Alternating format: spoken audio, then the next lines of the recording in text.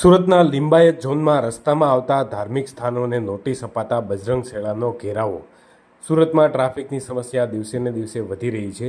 આ સમસ્યા દૂર કરવા માટે પાલિકા તંત્ર જાહેર રસ્તા પરના દબાણો દૂર કરવાની કામગીરી પણ પૂરી કડકાઈથી કરી શકતી નથી. ત્યારે સુરત શહેરના રસ્તા પર 411 જેટલા ધાર્મિક સ્થળો છે, તેને દૂર કરવાની કામગીરી પાલિકા તંત્ર માટે માથાનો દુખાવો બની રહી છે.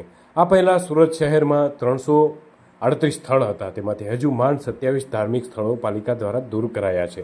સરકારના આદેશ બાદ કમિટી બનાવવામાં આવી હતી. ત્યારબાદ પાલિકાએ રસ્તા પરના ધાર્મિક સ્થળોને નોટિસ આપી હતી. પાલિકા તંત્રએ નોટિસ આપવાનું શરૂ કરતા આજે પાલિકાના લિંબાયત ઝોનના રસ્તામાં આવતા ધાર્મિક સ્થળોને નોટિસ અપાતા બજરંગ સેનાએ ઘેરાવો કર્યો હતો.